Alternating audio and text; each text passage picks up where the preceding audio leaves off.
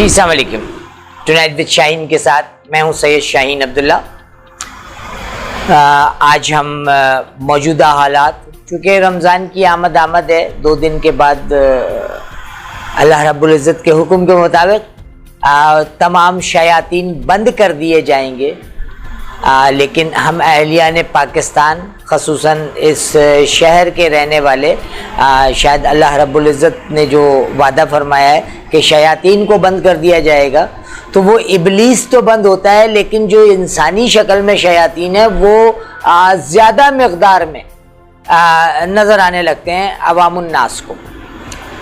किस तरह से देखें, जो महंगाई है वो अपने अरूज पे पहुंच जाएगी 2 दिन के बाद। यानी फलों के जो रेड़े होते हैं, जब आप वहाँ जाएंगे तो आपको ऐसे महसूस होगा कि जैसे 4 दिन पहले, यानी आज जो चीज़, जो कारबूजा 20 रुपए किलो था, वो पहले रोज़े को 120 रुपए मिलेगा और आवाम लेने पे मजबूर है। ऐसा क्यों होता है? ये लैक ऑफ कैपेबिलिटी इस शहर पे क्यों लागू है? देखिए, जब आप किसी जगह की मुकामी क़यादत को हटा देंगे तो ग्रास रूट लेवल पे इख्तियारात नहीं जाएंगे। लोगों की आवाज़ जो है वो बहुत सतह तक आवाज़ की एक्सेस नहीं होगी जहाँ फैसले होते हैं, इसलिए कि वो जो फैसले करने वाली सतह है, वहाँ जिन लोगों को बैठना है, जो इलाके की मुकामी क़यादत है, उसका वहाँ तक एक्सेस नापैद कर दिया गया है। मिनहासुल कौम कराची और हैदराबाद के रहने वाले लोग डर चुके हैं। ऐसा होने के जो अवामिल हैं, अगर हम उन पे बहस करें या उनको जानें तो ज़्यादा बेहतर होगा। अल्लामा इकबाल साहब का बड़ा खूबसूरत एक शेर है, ए मौजे बला दे 2-4 थपेड़े हल्के से उनको भी जो साहिल से दूर बैठे तूफ़ान का नज़ारा करते हैं। यानी जो लोग इस्लामाबाद, पेशावर, लाहौर में बैठे कराची की ज़बूहाली को देख के मुस्कुरा रहे हैं, जब उनके लोगों को ऊपर कराची नापैद होगा, जब लाहौर से, पेशावर से लोगों को परमिट या वीज़ा लेके कराची आना पड़ेगा, तो उस वक्त उन्हें अंदाज़ा होगा उस अज़ियत का जिस अज़ियत से अहलियान कराची अभी गुज़र रहे हैं। कराची के जो मुकामी लोग हैं, उनके बिजनेसेस को, उनकी प्रॉपर्टीज़ को जायज़ और नाजायज़ तरीक़ों से उनसे छीना जा रहा है। सरकारी मुलाजमतों के दरवाजे तो गुज़िश्ता 10 सालों से बंद हैं। गुज़िश्ता 10 सालों से कराची और हैदराबाद के जो नौजवान हैं या उर्दू बोलने वाले जो लोग हैं, उनके ऊपर मुलाजमतों के दरवाजे तो बंद हैं। अब रह जाता है कि जो कारोबार में लोग हैं, तो उनकी फैक्ट्रियों को भी छीना जा रहा है, उनके कारोबार को भी छीना जा रहा है, उनके वसाइल और रोज़गार। यानी अल्लाह महफूज रखे, अल्लाह ना करे कि मेरी ज़बान किसी तरह पूरी हो। देखिए, दुनिया के नक्शे में एक जगह है थाईलैंड, और वो जो थाईलैंड है वो एक तरह का, यानी बैंकॉक जो है या हांगकांग जो है, वो बिजनेस हब है सारी दुनिया का। लेकिन वहाँ की जो मुकामी आबादी है, जो ओरिजिनल थाई बाशिंदे हैं, हमें बताते हुए शर्मिंदगी मुझे हो रही है कि उनका एक्चुअल कारोबार या जरिया माश क्या है। उनकी लड़कियां उनका जरिया माश है। उनके ऊपर बाहर से आए हुए लोगों ने इतना उनकी इकोनॉमी को कैप्चर कर लिया है कि अब उनके पास प्रोस्टिट्यूशन के अलावा कोई कारोबार नहीं है। यानी ये कितना बड़ा अलमिया है। ये बातें उस कौम के लिए, उन लोगों के लिए कही जा रही हैं कि जिन्होंने इस अर्ज़े वतन को बनाया, जिनके अजदाद की कुर्बानियों के सिले में ये अर्ज़े वतन बना है। यानी तारीख़ के बुनियादी तालिब इल्म होने की हैसियत से मैं ये जानता हूँ कि पाकिस्तान को बनाने में जो सबसे ज़्यादा सेक्रीफाइस या कुर्बानियाँ दी, वो हिंदुस्तान के रहने वाले या उर्दू बोलने वाले वो महाजिर थे। वो हिंदुस्तान से माइग्रेट कर आए थे, और बदनसीबी की बात यह है कि जितनी अरबों की, खरबों की जायदादें उन्होंने छोड़ी है, वो तो इन लोगों को पता भी नहीं है या इन लोगों के इल्म में भी नहीं है, जो आज इस ममलकत खुदादाद के मालिक बन बैठे हैं और पाकिस्तान बनाने वालों को 3रे दर्जे का शहरी डिक्लेयर कर दिया। लेकिन अल्लाह रब्बुल इज़्ज़त के यहाँ देर है, अंधेर नहीं है। यानी उसका एक मकाफात अमल है, जो मकाफात अमल यानी उससे कोई शख्स महफूज नहीं है। मैं इसी सिनारियो में अगर बात करूँ मकाफात अमल की, देखें कराची और हैदराबाद में एक्स्ट्रा जुडिशनल किलिंग की इब्तदा की बेनज़ीर भुट्टो साहबा ने। ये मेरे रब ने उनको दिखाया या लोगों को दिखाया या तारीख के अवराक में ये बातें महफूज कर ली गई कि उसी इंस्ट्रूमेंट से जनरल नसीरुल्लाह बाबर के जरिए बेनज़ीर भुट्टो ने एक्स्ट्रा जुडिशनल किलिंग की अप्रूवल दी थी। कराची या हैदराबाद की गलियों से नौजवानों को पकड़ पकड़ के मारा जा रहा था और उसी इंस्ट्रूमेंट से अल्लाह रब्बुल इज़्ज़त ने मीर मुर्तज़ा भुट्टो को शहीद करा दिया और उसी बेनज़ीर के दौर में करवाया। और जो उनका इंस्ट्रूमेंट था मारने का वो वही एक्स्ट्रा जुडिशनल किलिंग थी। वही पुलिस अफसर ज़ीशान काज़मी, वही पुलिस अफसरान जो इन कराची और हैदराबाद वालों के मारवाए अदालत कत्ल में मतलूब थे, उसी ने मीर मुर्तज़ा भुट्टो को भी कत्ल किया। देखें शायद बहुत सारे सियासी वर्कर जानते हैं कि 93-94 में जो मुत्तहदा कौमी मूवमेंट के या कराची के जो नौजवान थे वो अदालतों में जाने से इसलिए डरते थे कि वहाँ से उठा लिया जाता था। तो ये लड़के जो हैं, ये चूँकि पढ़े लिखे, कराची की जेंट्री पढ़ी लिखी थी, ये बाज़ औक़ात अबाया या नकाब में जाते थे अपनी हाज़िरी लगाने के लिए। तारीख़ हमें बताती है कि उसी हाई कोर्ट की पिछली दीवार कूद कर ज़ीशान काज़मी भागा। जिस तरह से ये टॉर्चर करके लोगों को फेंका करते थे, उसी तरह गंदी नाली में इसकी डेड बॉडी मिली। तो ये मकाफात अमल है, एक अल्लाह रब्बुल इज़्ज़त का निज़ाम है। हर चीज़ को फना है, हर जो भी चीज़ बका है उसको फना आनी है और ये मकाफात अमल है। देखिए, मुत्तहदा के कायद के लिए दीवारों पे लिखा हुआ था जो कायद का गद्दार है वो मौत का हकदार है, और अहलियाने कराची ने देखा कि उस कायद पे पाकिस्तान की ज़मीन तंग कर दी गई। ये भी अल्लाह का मकाफात अमल है। तो जो लोग ये समझ रहे हैं कि वो सिंधु देश बनाने में कामयाब हो गए, वो लोग बहुत बड़ी गलतफहमी का शिकार हुए, क्योंकि जाहिर सी बात है 2 से 2.5 करोड़ आवाम, और उस 2 से 2.5 करोड़ आवाम वो आवाम जो पढ़ी लिखी भी है, बाशऊर भी है, जिसकी पॉलिटिकल बसीरत जो है वो आम लोगों से ज़्यादा है, उस आवाम को आपने बिल्कुल तीसरे दर्जे का शहरी करके कौंसाइल कर दिया है। यकीनन देखें, MQM को बनाने की बुनियादी वजह जो है वो MQM को अल्ताफ़ हुसैन ने नहीं बनाया। अगर हम आप मानते हैं कि अल्ताफ़ हुसैन ने बनाया तो हमारी ऐसी सोच गलत है, क्योंकि उससे पहले उर्दू सूबा महाज चला था। नवाब हसन अस्करी, नवाब मुजफ्फर, सैयद सईद हसन, ये वो लोग थे जिन्होंने उर्दू सूबा महाज की बात की थी, उर्दू सूबे की बात की थी। और उसके बाद 1964 में पठान महाजिर क्लैश हुआ।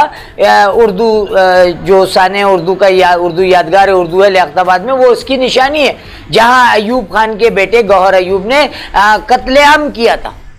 वो भी लसानियत की बुनियाद पे था। फिर अल्लाह रब्बुल इज़्ज़त ने MQM को पज़ीराई भी दी, ताकत भी दी, शोहरत भी दी और इस मुल्क के इक़्तिदार का हिस्सा भी दिया। वो MQM अल्ताफ़ हुसैन की बनाई भी नहीं थी, वो हमारे यहाँ के दिफा से मुतालिक जो इंटेलेक्चुअल थे उन्होंने बताया था। और बनाने की वजह यह थी कि उस वक्त GM सैयद सिंध में बैठकर ये नारे लगाते थे कि पाकिस्तान न खपे, पाकिस्तान न खपे। GM सैयद साहब ने अपनी तकरीर में कहा, हमें तो सिर्फ गुद्दू बैराज उड़ाना है, हमारा सिंधु देश आज़ाद है। और इस बात को महसूस करते हुए सिंध की कुव्वत को 2 हिस्सों में डिवाइड किया गया, एक सिंध अर्बन, एक रूरल, यानी एक दही सिंध और एक शहरी सिंध, ताकि बैलेंस ऑफ फोर्स में पाकिस्तान के जोग्राफिया में मजीद कोई ज़रबेकारी ना हो। 1971 के हादसे को भूली नहीं है ये कौम। वहाँ भी मुक्तिबानी या बंगालियों ने इसी यानी लिसानी हंगामों के दौरान लिसानियत की वजह कर वो बांग्लादेश अलहदा हुआ।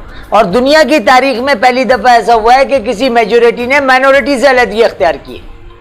उसकी वजह हमीदुर रहमान कमीशन में भी है, उसकी वजह हर बड़े कमीशन में लिखी हुई है। और बिल्कुल वही हालात 84-85 में बना दिए गए थे, जब सिंध में से जो ट्रेनें गुजरती थी वो भी गैर महफूज थी। तो फिर ये इंटेलेक्चुअल्स ने सिंध की कुव्वत को 2 हिस्सों में डिवाइड किया और MQM को महाजिर कौमी मूवमेंट को पज़ीराई मिली। और इस तरह से पाकिस्तान की वहदत और सालिमियत के ऊपर जो तलवार लटक रही थी वो ख़त्म हो गई।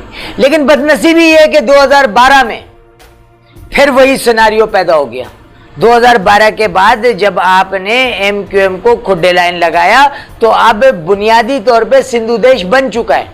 सिंध के 19 अजला में एक भी नॉन सिंधी स्पीकिंग जो है वो deputy commissioner, additional commissioner, assistant commissioner नहीं है। सिंध के, कराची, हैदराबाद के नौजवानों पे पाबंदियां लगा दी गई हैं, उनको नौकरी नहीं मिलती है, जबकि सिंध से नॉन मैट्रिकुलेट शख्स को बढ़ा के या ग्रेड 16 पे 17 पे अपॉइंट किया जा रहा है। और ये मुतासिबाना निज़ाम जो है, देखें मैं हमेशा एक बड़े इंटेलेक्चुअल की बात कोट करता हूँ कि एहसास महरूमी एहसास बगावत का पहला जीना होता है। वो तो खुश नसीबी है, ये अर्ज़ पाकिस्तान की, अफवाज पाकिस्तान इन तमाम चीज़ों से बिल्कुल मुबर्रा होकर के पाकिस्तान की सालमियत की बात करती है।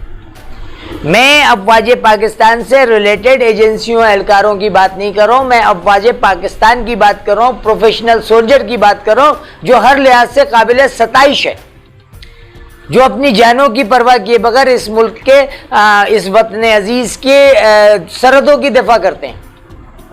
मैं उनकी बात नहीं कर रहा हूँ, मैं बात ये कर रहा हूँ कि जो पाकिस्तान में पैरेलल गवर्नमेंट बनाने का सिलसिला अयूब खान के दौर से शुरू हुआ, जो एजेंसियों को और यानी यूँ समझ लीजिए कि जो एक हमारी खलाई मखलूक है, एक नादीदा कुव्वत है जिसको हम एजेंसी का नाम देते हैं, उसने जब से सियासतदानों को गोद लेना शुरू किया है, जब से लैक ऑफ क्रेडिबिलिटी ख़त्म हो चुकी है, जब से पाकिस्तान की सालमियत शदीद ख़तरे में, यानी पाकिस्तान बनने के बाद दिया जाने वाला दो बड़े अहम नारे के पाकिस्तान अल्लाह रब्बुल इज़्ज़त कायम रहे, हमेशा कायम रहने के लिए बना है, और पाकिस्तान शदीद ख़तरे में है। मकसद अगर पाकिस्तान ख़तरे में है या पाकिस्तान हमेशा कायम होने के लिए बना है तो ख़तरे में क्यों है? ख़तरे में पाकिस्तान भारत से नहीं है, पाकिस्तान चाइना से नहीं है, पाकिस्तान अपने अंदर के करप्ट पॉलिटिशियन से, करप्ट ब्यूरोक्रेसी से ख़तरे में।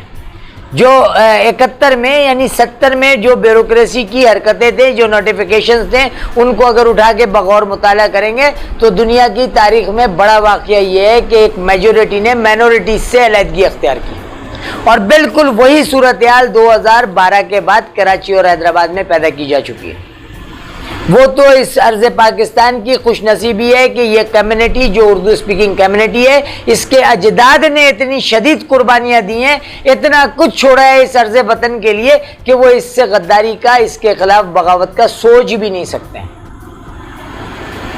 मकसद ये पॉसिबल नहीं है किसी तरह से कि आज उर्दू स्पीकिंग कम्युनिटी के खून में पाकिस्तान की वफा शामिल है, क्योंकि पाकिस्तान को बनाने के लिए इन्होंने अपने असलाफ की कुर्बानियाँ दी, अपने असलाफ के मकबरों की कुर्बानियाँ दी, अपनी जद्दी पुश्ती जायदादें छोड़ी, अपने हीरे जवाहरात छोड़े, और छोड़ करके इस मुल्क में आकर इस मुल्क को चलाया। तो अब सवाल ये पैदा होता है कि ख़तरात हैं कहाँ से? जब इन उर्दू स्पीकिंग से खतरात नहीं है तो पाकिस्तान को खतरात किससे है? देखिए, तारीख गवाह है कि अफवाज पाकिस्तान जानों का परवाह ना करते हुए 27 किलोमीटर अंदर कारगर ऑपरेशन में मौजूद थे। उस वक्त शुगर मिलों को चलाने में वाले नवाज शरीफ ने पाकिस्तान, अफवाज पाकिस्तान को रिट्रीट करवाया ताकि उसके ज़ाती मफादात पूरे हो सके, उसकी शुगर मिलों को कोई नुकसान ना हो। तो पाकिस्तान को हर दौर में इसकी ब्यूरोक्रेसी ने, इसके जर्नल्स ने नुकसान पहुंचाया। अब सवाल ये पैदा होता है कि उस वक्त मीडिया कहाँ है? मैं अपनी बदनसीबी पे हमेशा रोता हूं कि जो फाल मीडिया का किरदार अदा करना चाहिए वो नहीं कर पा रहे। उसकी वजह यह है कि जो सहाफ़ी जिस चैनल में होता है, उस चैनल के जो लिमिटेशंस होती हैं, जो बाउंड्रीज होती हैं, उससे वो बाहर नहीं निकलता है।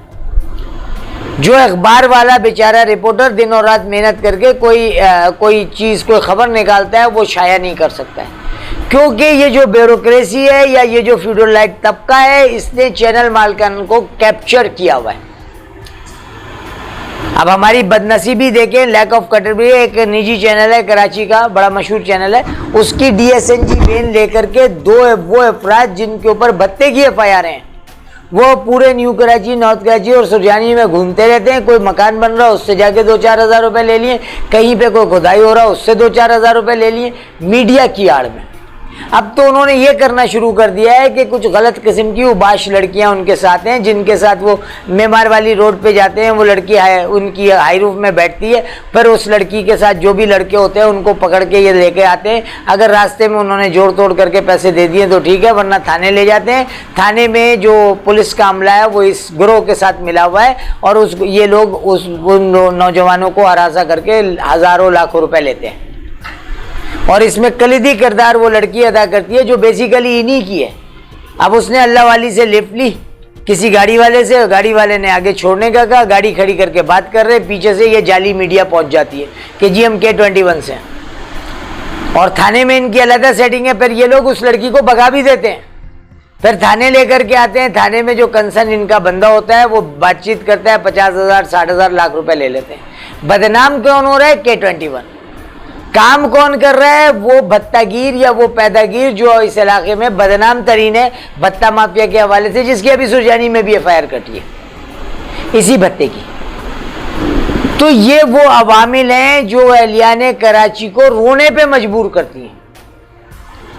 टुनाइट विद शाहीन के साथ से शाहीन अब्दुल्ला को इजाजत दीजिए।